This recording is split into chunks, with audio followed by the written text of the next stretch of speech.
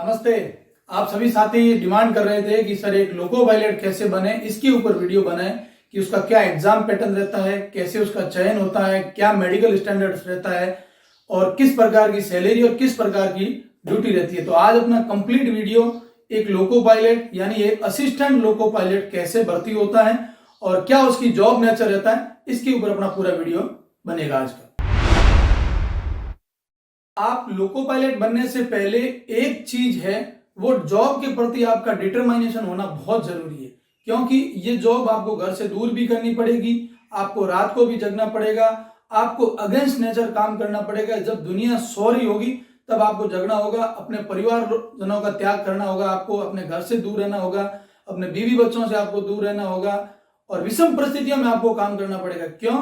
क्योंकि आप भारत की जीवन रेखा लाइफ लाइन के लिए काम करने जा रहे हैं और आप फ्रंट लाइन वॉरियर हैं। तो इसीलिए इस जॉब के प्रति आपका डिटरमाइन होना बहुत ज्यादा जरूरी है।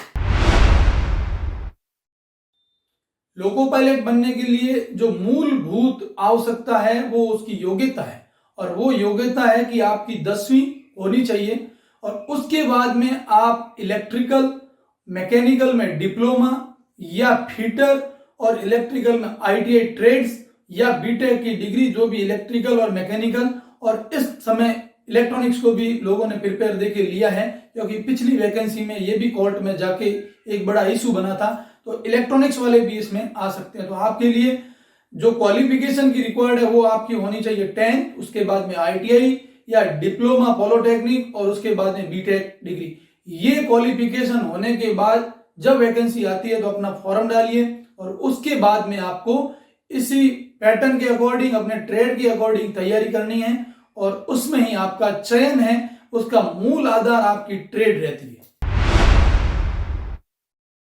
आप सभी ये भी सोच रहे हैं कि फॉर्म भी भर लेंगे, लेकिन ये नोटिफिकेशन हमें कहां से मिलेगा? तो आपको आरआरबी रेलवे रिक्वायरमेंट बोर्ड की वेबसाइट, जो भी आपका नजदीकी रिक्वायरमेंट बोर्ड है, जैसे अजमेर है, अहमदाबाद है, भुवनेश्वर है, तो इन सभी बोर्ड की वेबसाइट को आप निरंतर चेक करते रहें, तो इनके ऊपर आपको नोटिफिकेशन मिलेगा। हाँ, इस नोटिफिकेशन में एएलपी और टेक्नीशियन का नोटिफिकेशन दोनों ही साथ में आते हैं। तो आप सदैव रेलवे की ऑफिशियल वेबसाइट का अवलोकन करते रहें, समय बंद समय सप्ताह में एक बार जरूर देखें, ताकि आपको इसका समय मिल जाएगा।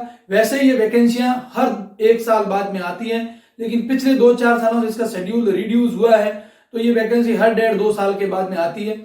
और एक ऐसे सामान्य परिवार से जो व्यक्ति आता है जिसको जॉब भी चाहिए और पैसे भी चाहिए, तो उसके लिए लोको पायलट से बेहतर कोई विकल्प नहीं है। आपने जॉब के बारे में भी समझ लिया, योग्यता भी आपने समझ ली, नोटिफिकेशन कहां से मिलेगा ये भी समझ लिया, और आपने नोटिफिकेशन आया तो फॉर्म भी भर लिया। लेकिन अब जो मेन है चयन का आधार, वो है आपके एग्जाम। तो इसमें एग्जाम होता है सीबीटी यानी कंप्यूटर बेस्ड टेस्ट होता है। इस टेस्ट के अंदर 2 पार्ट होते हैं। पहले पार्ट के अंदर आपको 100 क्वेश्चन मिलेंगे जो ये डिफाइन करते हैं कि आपका जनरल नॉलेज कैसा है, जिसमें जनरल स्टडीज के भी सवाल आएंगे, मैथमेटिक्स के भी आएंगे, रीजनिंग के भी आएंगे और जनरल साइंस के भी आएंगे। दूसरा जो इसका पार्ट होता है वो होता है ट्रेड यानी आपने इलेक्ट्रिकल भरी है तो आपसे इलेक्ट्रिकल संबंधित क्वेश्चन आएंगे, और उसके बाद अगर आपने मैकेनिकल भरी है तो मैकेनिकल के संबंधित आपके क्वेश्चन आएंगे। लेकिन अब पिछले एग्जामों में अलग अलग वेटेज कर दिया है, जनरल, ओबीसी, एससी, एसटी के लिए सबके अलग अलग परसेंटेज कर दिए हैं। वो किए हैं आपके ट्रेड में कि यदि ट्रेड में आप इतने मार्क लाते हो तो आपका फर्स्ट सीबीटी होगा वो चेक होगा। यानी अब आपका ट्रेड का नॉलेज होना बहुत जरूरी है। जैसे जनरल के लिए 40% है और इसके ओबीसी के लिए 35 है, एसटी के लिए आपके है 25 और एससी के लिए है 30%। ये परसेंटेज आपको करना ही करना, कवर करना पड़ेगा पेपर में, तब आपका सीबीटी फर्स्ट चेकआउट होगा। सीबीटी फर्स्ट और आपका ट्रेड का जब होने के बाद में अगर इसमें आप क्वालिफाई होते हैं तो फिर आप असिस्टेंट लोको पायलट जिसने विकल्प भरा है वो लोग जाएंगे एप्टीट्यूड टेस्ट के लिए। एप्टीट्यूड टेस्ट जिसे हम साइको टेस्ट भी कहते हैं, मनोवैज्ञानिक परीक्षण टेस्ट भी अपन सभी जनरल भाषा में कहते हैं। उस भाषा में लोगों को इतना ध्यान है कि होता है, लेकिन होता कैसे? मैं एक सेलेक्टेड लोको पायलट हूं, मैं आपको मेरी पूरी जानकारी बताऊंगा। इसमें आपको बुक्स आती है मार्केट से, वो बुक्स देखिए। इसमें मेरी आपको सभी को एक सलाह है कि आप जैसे पहले फेज में 12 क्वेश्चन आते हैं, आप 12 के 12 नहीं करें, आप 6 क्वेश्चन ही करके आए। मैंने 6 क्वेश्चन किए लेकिन मैंने गलत एक भी नहीं किया और मेरा चयन हुआ। मेरे साथी जो 10 सवाल सही करके आए लेकिन एक गलत करके आए, उनकी कॉपी चेक नहीं हुई और उन लोगों का चयन नहीं हुआ। तो मेरी आप सभी को एक सलाह है, ये टेस्ट ऐसा होता है कि विषम परिस्थितियों में एक लोको पायलट क्षणिक समय में क्या डिसीजन लेता है। जैसे आप जा रहे हैं, आपकी गाड़ी चल रही है और किसी संपार फाटक पे अचानक कोई गाड़ी आ गई, तो उस समय आप क्या डिसीजन लेते हैं, ब्रेकिंग करोगे, गाड़ी रोकोगे, हॉर्न बजाओगे, ये सारी चीजें आपकी देखने के लिए कि आपकी बौद्धिक शक्ति कितनी है, आप क्षणिक समय में कितने डिसीजन ले सकते हैं, ये वजह से ही ये टेस्ट करवाया जाता है। मेरी सभी को सलाह है, इस टेस्ट में आप 50% सवाल करके आइए, आप कभी गलत नहीं करोगे। गलत सवाल एक भी मत करना, मेरा सबसे यही निवेदन है, इसमें गलत सवाल मत करना। 50% करके आ जाओगे, कोई प्रॉब्लम नहीं, आपका चयन होगा, 100% चयन होगा। तो आपका पहला हो गया सीबीटी टेस्ट, सीबीटी में फर्स्ट पेपर, उसके बाद में ट्रेड के अंदर मस्ट आपके परसेंटेज डाल दिए, वो परसेंटेज होना जरूरी है, वो नहीं होगा तो आप क्वालिफाई नहीं करोगे, क्वालिफाई के लिए होना जरूरी। उसके बाद एप्टीट्यूड टेस्ट, जब एप्टीट्यूड टेस्ट होगा तो उसके बाद में कट ऑफ जारी की जाएगी, वो कट ऑफ होगी डीवी के लिए, डीवी यानी डॉक्यूमेंट वेरिफिकेशन।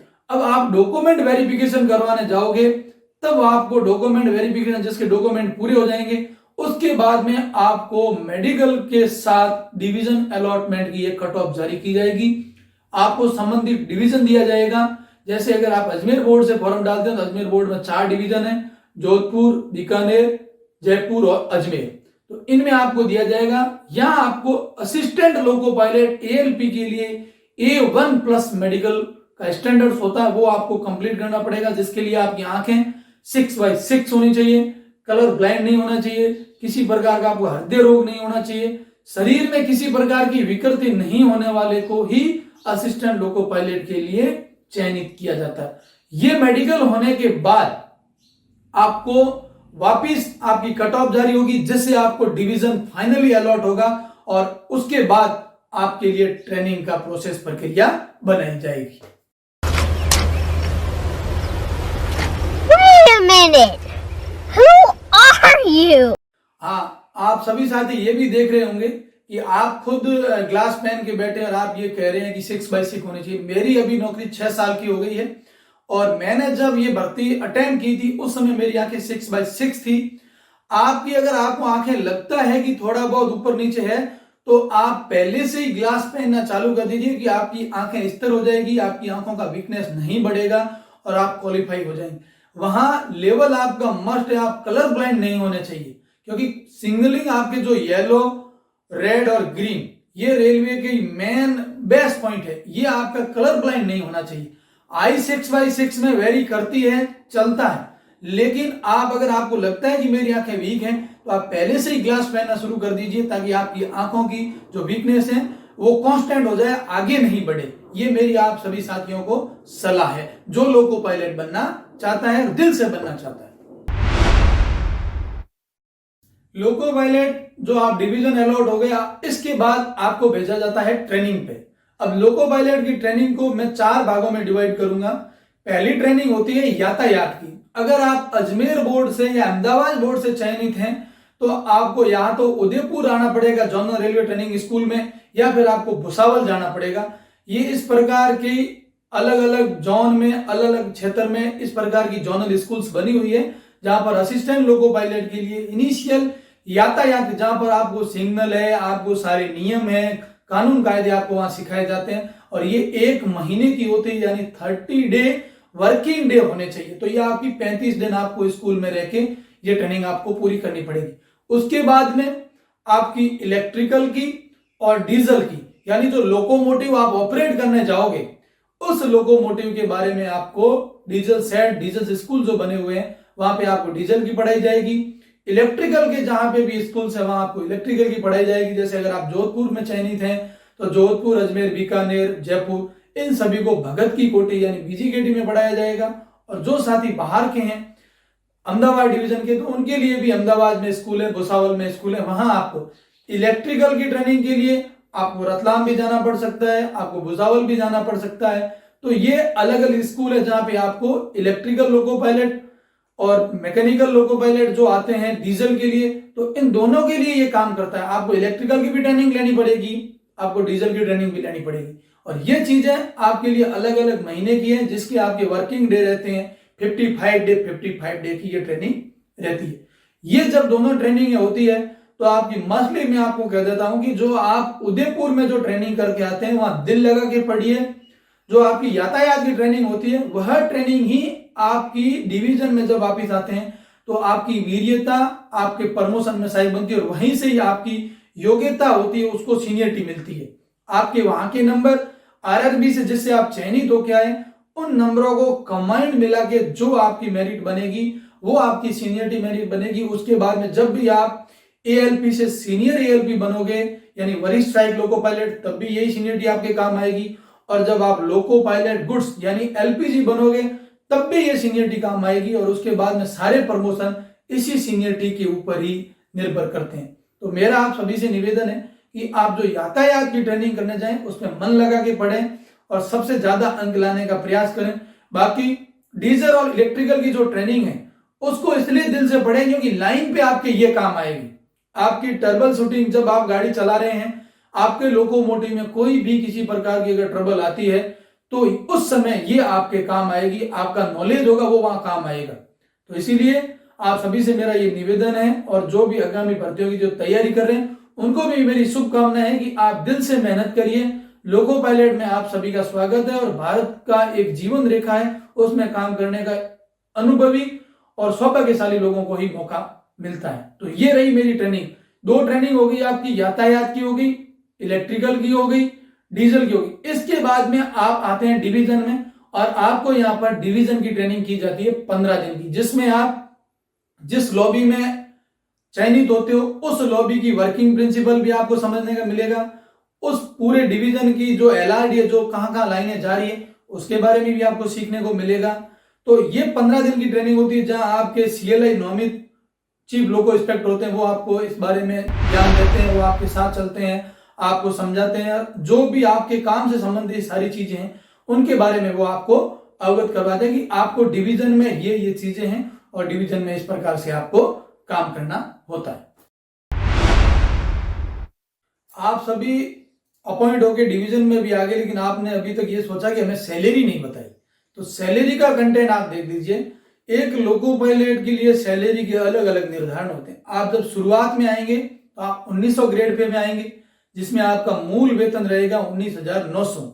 उसके ऊपर आपका लगेगा डीए, और हम लोग जिस कैटेगरी से आते हैं उसे कहते हैं रनिंग कैटेगरी। तो रनिंग कैटेगरी के लिए 30% अलग अलाउंस होता है जो हिडन रहता है, जो 30% हमें मिलता नहीं है, बेसिक के साथ हमें नहीं मिलता है, लेकिन इसके लिए हमें बहुत सारी सुविधाएं मिलती है। जब घर के बाहर हम गाड़ी लेके जाएंगे तो रनिंग रूम रुकने के लिए, वो रनिंग रूम में हमारा वो 30% काम आएगा। लेकिन इस 30% का एक बेनिफिट ये है कि बेसिक के साथ इस 30% को जोड़ के बाकी सारी सुविधाएं इसके ऊपर मिलती है। जैसे आपको डीए मिलेगा तो आपका बेसिक प्लस 30% जोड़ के उसका डीए मिलेगा आपको।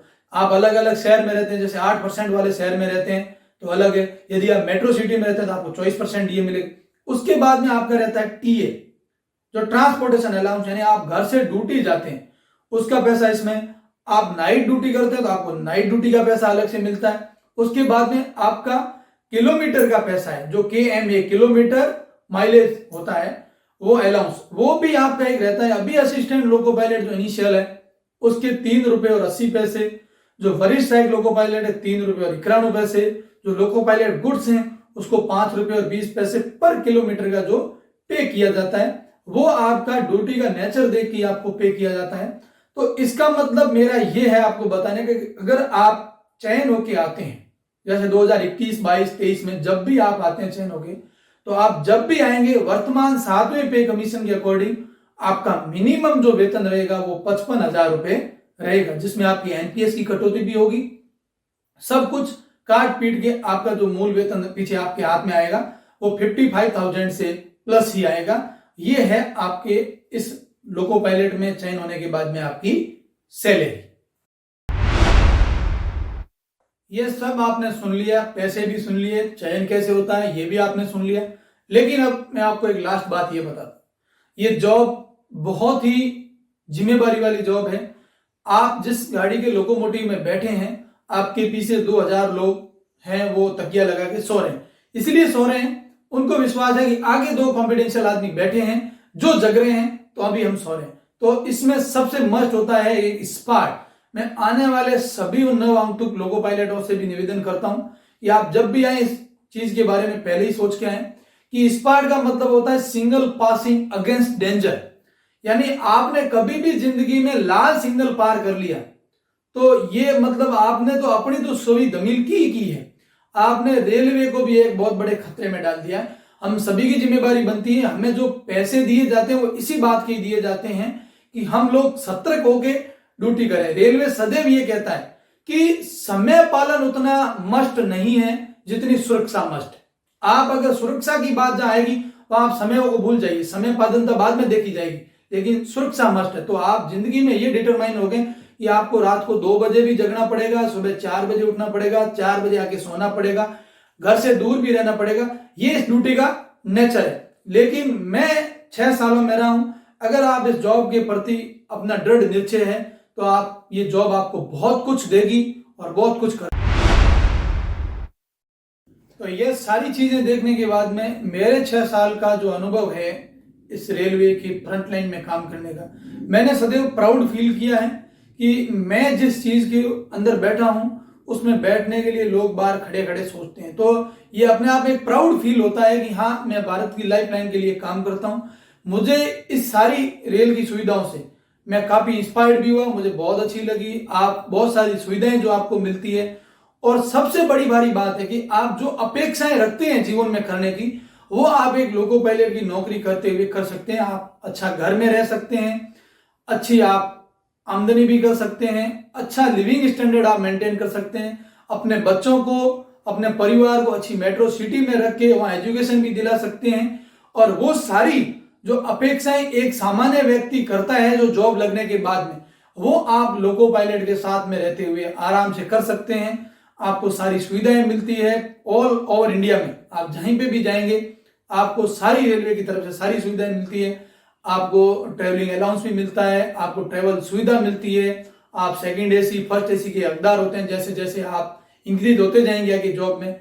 तो मेरा आप सभी से निवेदन है कि जो मेरा अनुभव है, मैं मेरे अनुभव को बेटर महसूस करता हूं, मैं सदैव दिल से मेरी जॉब को करता हूं। और मुझे एक लोको पायलट बनना जो मेरा ड्रीम था कि मैं एक एरोप्लेन का पायलट बनूं, लेकिन नहीं बन पाया, लेकिन मैंने मेरा दूसरा ड्रीम था मेरा लोको पायलट बनना, जिसको मैंने पूरा किया। और आज इसके साथ मैं अपना 100% देके और जीवन का आनंद ले रहा हूं।